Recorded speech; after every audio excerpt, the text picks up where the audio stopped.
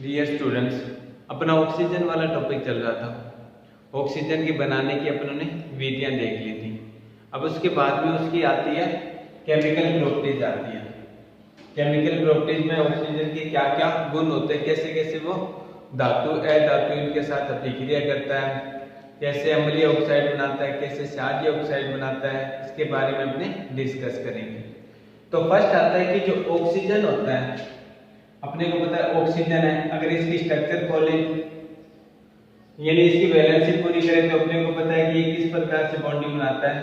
एक पाइबंद का निर्माण करता है, एक पाइबंद बनाता है, और दूसरा अपने को पता है सिग्मा बंध का निर्माण करता है, दूसरा सिग्मा बंध का निर्माण करता है। मतलब पहले तो सिग्मा बंध बना लेगा, उसके बाद में पाइबंद का निर्माण करेगा। ये इसके पास क्या होते हैं, दो एकाकी इलेक्ट्रॉनिक होते हैं। अपने को ये तो नॉर्मली पता है कि ऑक्सीजन के अंदर डबल बॉन्डेड होते हैं, मतलब ऑक्सीजन का जो अणु होता है वो ऑक्सीजन ऑक्सीजन के बीच में डबल बॉन्डेड बंध से क्या होते हैं, बनता है। लेकिन जब अपने इस बंध को तोड़ने की बात करते हैं, पूरे की इस बंध को तोड़ने की बात करते हैं, तो ये जो बंध वियोजन ऊर्जा का मान निकल के आता है, ये लगभग कितना निकल के आता है, बंध वियोजन ऊर्जा का मान लगभग 493 किलो जूल प्रति मोल निकल के आता है। आपको याद नहीं रखना, ओनली आपको बताया जा रहा है कि इसकी जो बंध वियोजन ऊर्जा का मान होता है वो ज्यादा होता है। नॉर्मली 493 केजी प्रति मोल होता है, यानी किलो जूल प्रति मोल होता है। अब ये जो बंध वियोजन ऊर्जा है इसकी सामान्य टेम्परेचर यानी जो कमरे के ताप पर होता है वो तो सबसे ज्यादा होता है। मतलब कमरे के ताप पर ये ऑक्सीजन का अणु आपस में टूट नहीं सकता और किसका निर्माण नहीं कर सकता, ऑक्सीजन के परमाणु का निर्माण नहीं कर सकता। अपने कह सकते हैं सामान्य रूप से ये ऐसे अलग नहीं हो सकता, ऑक्सीजन ऑक्सीजन परमाणु के रूप में अलग नहीं हो सकता। तो अपने कह सकते हैं कि कमरे के ताप पर तो क्या होता है, कम क्रियाशील होता है, क्योंकि अपने को पता है कि इतनी ज्यादा एनर्जी कमरे के ताप पर इसे नहीं मिल पाएगी, क्योंकि ये बंध टूटेगा तभी ये क्या होगा, क्रियाशील होगा, और तभी ये जो बना हुआ ऑक्सीजन परमाणु अन्य परमाणु के साथ में अभिक्रिया करके क्या करेगा, कोई ऑक्साइड बनाएगा। अपने को ये चीज पता है। लेकिन कमरे के ताप पर ये क्या नहीं हो पाता, आसानी से टूट नहीं पाता। आसानी से नहीं टूटेगा तो मतलब ये क्या होगा, कमरे के ताप पर कम क्रियाशील होगा। तो अपने कह सकते हैं कि ऑक्सीजन होता है वो कमरे के ताप पर क्या होता है, कमरे के ताप पर कम क्रियाशील होता है, कम क्रियाशील होता है, क्रियाशील होता है,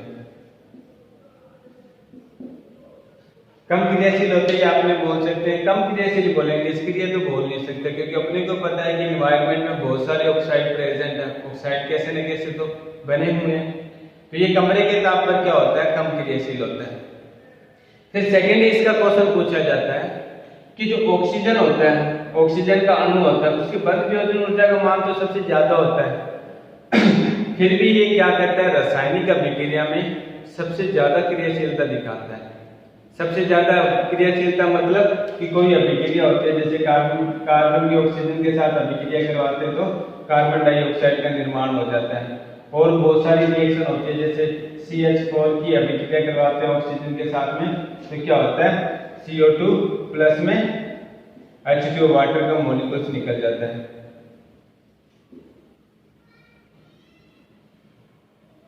वाटर का मॉलिक्यूल्स निकल जाता है। ऐसे बहुत सारी अपने रिएक्शन देखते हैं, या फिर आगे अपने ऑर्गेनिक कंपाउंड के अंदर में भी ऐसी अभिक्रिया देखेंगे जिसमें क्या होगा, ऑक्सीजन का निष्कासन होगा, ऑक्सीजन बनेगा।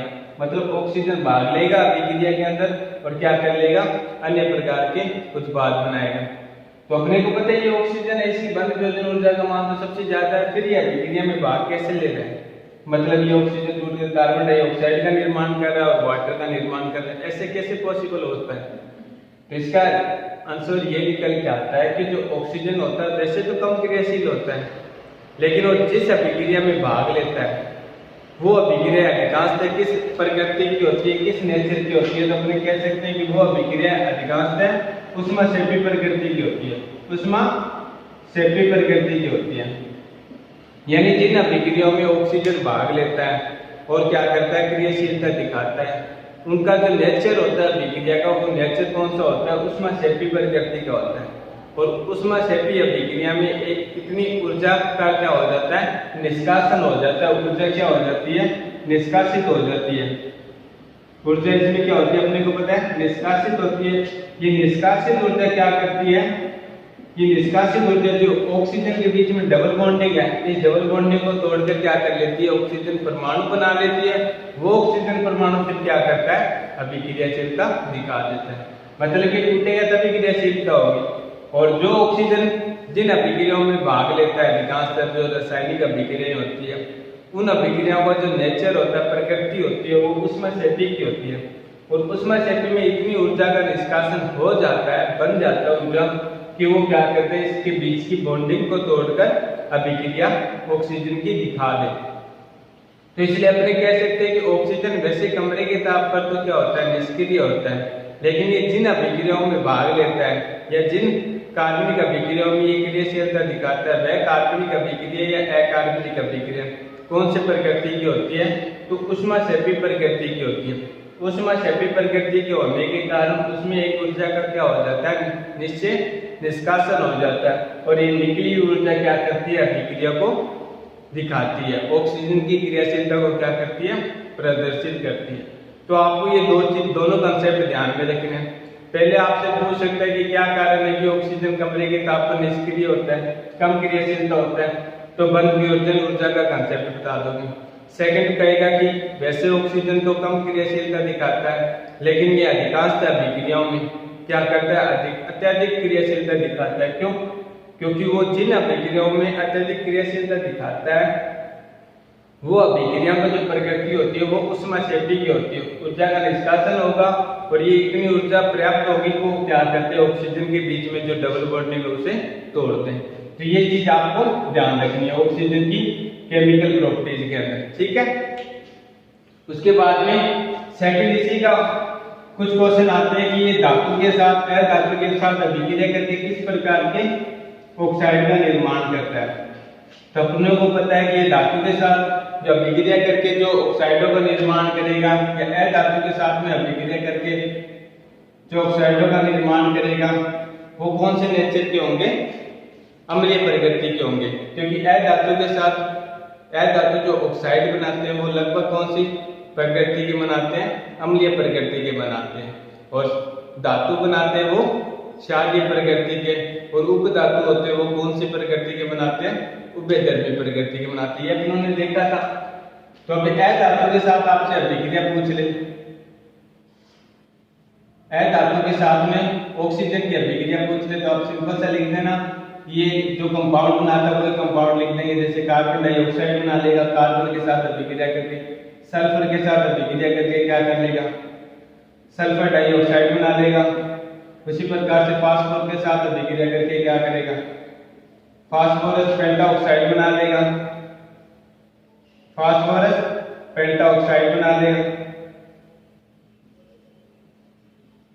और नाइट्रोजन के साथ अभिक्रिया करके अपने को पता है कि दोनों टाइप के कंपाउंड बना सकता है। एक तो नाइट्रिक ऑक्साइड बना सकता है, दूसरा अपने कह सकते हैं ये नाइट्रोजन डाइऑक्साइड भी बना सकता है। दोनों टाइप के कंपाउंड बना लेगा। पहले नाइट्रिक ऑक्साइड बना लेगा, फिर नाइट्रिक ऑक्साइड क्या करेगा, इसके साथ अभिक्रिया करके, ऑक्सीजन के साथ अभिक्रिया करके कौन से ऑक्साइड का निर्माण कर लेगा, नाइट्रोजन डाइऑक्साइड का निर्माण कर लेगा।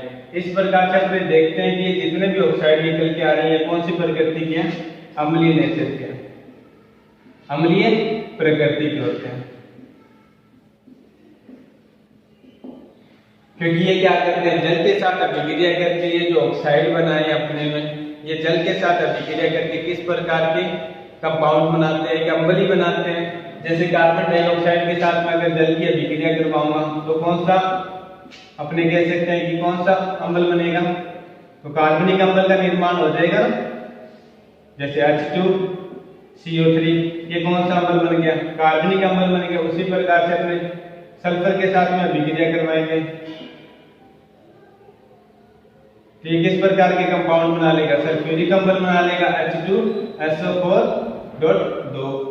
उसी प्रकार से फास्फोरस के साथ अभिक्रिया करवाएंगे तो कौन सा अम्ल बना लेगा, फास्फोरिक अम्ल बना लेगा HPO H3PO4। अभिक्रिया संतुलित करके दिखाते हैं कि नाइट्रिक के अम्ल के साथ अभिक्रिया करवाएंगे वाटर की तो किसका निर्माण कर लेगा, नाइट्रिक अम्ल का निर्माण कर लेगा HNO3।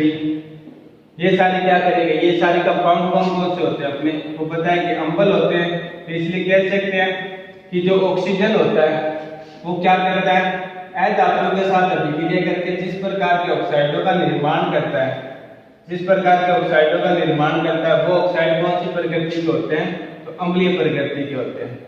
अम्लीय प्रकृति के क्यों होते हैं, क्योंकि ये जल के साथ अभिक्रिया करके कौन से कंपाउंड कौन से यौगिक बनाते हैं, अम्लों का निर्माण करते हैं। जैसे कार्बन डाइऑक्साइड बना है, वाटर के साथ अभिक्रिया कराएंगे कार्बनिक अम्ल। सल्फर डाइऑक्साइड बना है, वाटर के साथ अभिक्रिया करके सल्फ्यूरिक अम्ल। फास्फोरस पेंटॉक्साइड बना है, वाटर के साथ अभिक्रिया करके फास्फोरिक अम्ल। नाइट्रोजन बना है, तो ये क्या कर लेता है, यानी नाइट्रिक ऑक्साइड बना है वो क्या कर लेता है, नाइट्रिक अम्ल का निर्माण कर लेता है। वैसे रिएक्शन तो करता है N2O5 करता है, यानी नाइट्रोजन पेंटॉक्साइड के क्या कराते हैं, वाटर के साथ अभिक्रिया करवाते हैं। ये किसका निर्माण करता है, नाइट्रिक अम्ल का निर्माण करता है। लेकिन अपने को पता है कि नाइट्रोजन के 5 ऑक्साइड होते हैं, तो 5 ऑक्साइड में से कुछ की प्रकृति उदासीन होती है तो कुछ की प्रकृति अम्लीय होती है। तो ये क्या होता है, अपना उदासीन प्रकृति का होता है, इसलिए मैंने इसे दिखाया नहीं। इसे अपने किस में काउंट करेंगे कि ऑक्सीजन के ऐसे ऑक्साइडों के नाम लिखिए जिनकी नेचर यानी जिसकी प्रकृति कौन सी होती है, उदासीन होती है, तो उनमें ये लिखे जाते हैं। फिर क्वेश्चन पूछते हैं कि ऑक्सीजन के ऐसे ऑक्साइड लिखिए जिनमें उनकी प्रकृति अम्लीय होती है। तो ये सारे ऑक्साइड है, जो कार्बन डाइऑक्साइड हो गया, सल्फर डाइऑक्साइड हो गया, फास्फोरस पेंटॉक्साइड हो गया, उसके बाद अपने कह सकते हैं नाइट्रिक ऑक्साइड, नाइट्रोजन डाइऑक्साइड हो गया, नाइट्रोजन पेंटाऑक्साइड हो गया। ये सारे जो ऑक्सीजन के ऑक्साइड ये कौन सी प्रकृति के हैं, अम्लीय प्रकृति के हैं। ऐसे वो क्वेश्चन पूछते हैं अम्लीय ऑक्साइड, क्षारीय ऑक्साइड का उभयधर्मी ऑक्साइड के ऑक्सीजन के दो एग्जाम्पल दीजिए। तो अपने को धातु धातु का ध्यान में रखना है कि कोई भी धातु है अगर उसके साथ में ऑक्सीजन जुड़ा हुआ है यानी जो ऑक्साइड बना हुआ है वो कौन सी प्रकृति का होगा, अम्लीय प्रकृति का होगा। कोई धातु है वो ऑक्सीजन के साथ जुड़कर क्या बना रही है, ऑक्साइड का निर्माण कर रही है, तो उसका प्रकृति कौन सी होगी, तो अपने बोलेंगे क्षारीय होगी। और उभयधर्मी की प्रकृति अपने कब बोलेंगे, जब कोई उपधातु हो। उपधातु जैसे अपनों ने देखी थी, कौन कौन सी थी, आर्सेनिक देखी है 15वें वर्ग के अंदर, एंटीमनी देखी है 15वें वर्ग के अंदर, उसी प्रकार से 16वें वर्ग के अंदर अपनों ने कौन कौन सी देखी है। तो एक पहले तो ऑक्सीजन था, सल्फर था, फिर सेलेनियम हो गया और दूसरा कौन सा हो गया, सेलेनियम के बाद में टेलुरियम हो गया। ये दोनों क्या थे, उपधातु थे। इनके जो ऑक्साइड हो जाएंगे जैसे एसओ, टेलुरियम के पीओ, ये जो ऑक्साइड हो जाएंगे ये कौन सी प्रकृति के होंगे, अपने को पता है उभयधर्मी प्रकृति के हो जाएंगे। तो ये ऑक्सीजन के कुछ ऑक्साइड होते हैं जो क्या करते हैं, क्षारीय और अम्लीय ऑक्सीजन के ऑक्साइडों का निर्माण करते हैं। जैसे अधातु की बात करते हैं, अधातु की बात होगी अपने कौन से, धातु की बात करते हैं कि धातु के कौन कौन से ऑक्साइड हो सकते हैं। तो धातु को अपने को पता है, एक तो सोडियम धातु होती है, उसी प्रकार से पोटेशियम धातु होती है, उसी प्रकार से अपने कह सकते हैं पोटेशियम के बाद में कैल्शियम हो गई, मैग्नीशियम हो गई। ये जितनी क्या होती है धातु होती है, जैसे वर्ग संख्या 1 और वर्ग संख्या 2 के जो तत्व होते हैं वो किन में काउंट किए जाते हैं, लमसम धातु में काउंट किए जाते हैं। तो उनके साथ में जब ऑक्सीजन अभिक्रिया करेगा, यहाँ पर अभिक्रिया को संतुलित करने के लिए हाफन लिख रहा हूं, तो किस प्रकार के ऑक्साइड का निर्माण करेगा, क्षारीय ऑक्साइड का निर्माण करेगा। किस प्रकार के ऑक्साइड का निर्माण करेगा, तो क्षारीय ऑक्साइड का निर्माण करेगा।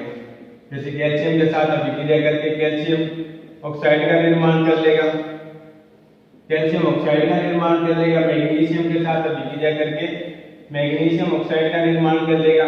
ये सारे जो नेचर है कौन सी प्रकृति के हैं, ये क्षारीय ऑक्साइड है। कौन से ऑक्साइड है, क्षारीय ऑक्साइड है। जैसे और भी एग्जाम्पल दे सकते हो आप, लिथियम की अभिक्रिया करवा सकते हो, जो ऑक्साइड बनेगा वो कौन सी प्रकृति का होगा,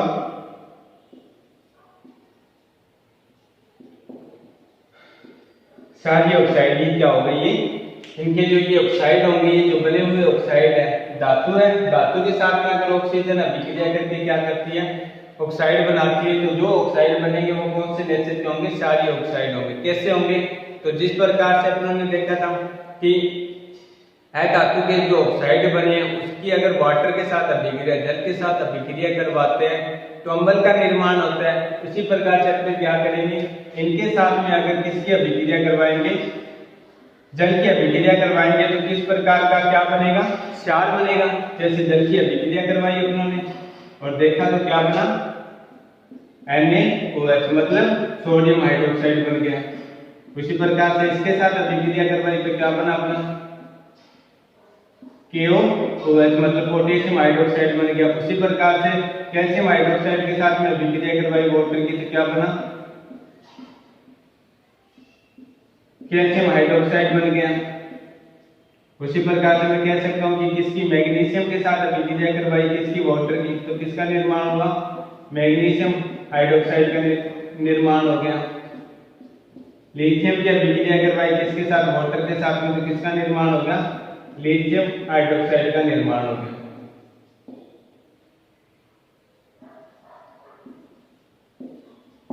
ठीक है, तो इस प्रकार से जो ये ऑक्साइड बने हैं धातु के